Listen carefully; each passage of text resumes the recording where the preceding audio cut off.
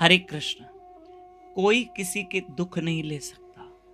हर इंसान को उसके कर्म का फल जो मिलता है वो उसी को ही भोगना है। जो इंसान कर्म करता है उसको वैसा परिणाम मिलता है।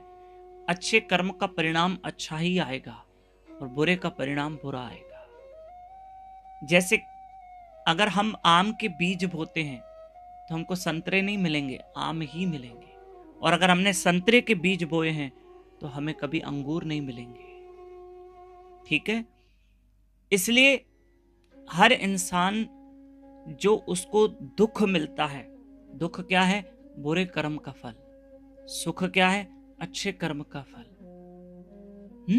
जो दुख मिलता है वो उसको खुद को भोगना है। हाँ, हमारे दुख में मदद करने वाले बहुत आएंगे।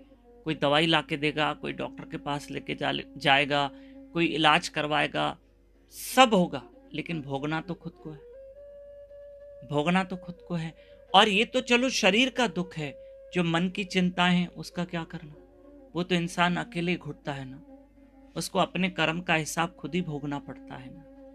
क्या दुर्योधन ने सोचा था कि जब भरी सभा में उसने द्रौपदी को अपमानित किया, भरी सभा में, क्या उसको पता था कि इसका परिणाम ये आएगा कि एक दिन मैं भीम के हाथों इतनी मार खाऊंगा और मार खा खा के मैं मर जाऊंगा, और जो मैं महाभारत युद्ध लड़ूंगा कि मैं हस्तिनापुर का राजा बनूं, लेकिन राजा तो छोड़ो, मैं मिट्टी में मिल जाऊंगा और मेरी पूरी सेना, मेरा पूरा परिवार तबाह हो जाएगा। एक दुर्योधन की वजह से ही द्रौपदी को अपमानित होना पड़ा। एक दुर्योधन की वजह से ये सब हुआ, लेकिन उस दुर्योधन को पता था इसका परिणाम ये आएगा।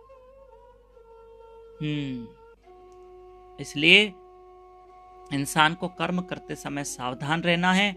जब हमारे जीवन में सत्संग, कथा, कीर्तन होता है तो हमें धीरे धीरे हमारे कर्म में हम सावधान होते जाते हैं। इसलिए हमको सत्संग की बहुत जरूरत है, बहुत जरूरत है। और हरिनाम में इतनी ताकत है कि अगर जो पूर्व कर्म हमने किए भी हैं तो वो पाप कर्म हम नाम से मिटा सकते हैं। क्योंकि श्रीमद् भागवत महापुराण में लिखा है, नाम संकीर्तनम यस्य सर्व पाप प्रणाशनम, कि भगवान के नाम से सर्व पाप नाश हो जाते हैं। हरे कृष्ण कृष्ण कृष्ण हरे हरे, हरे राम राम राम हरे हरे।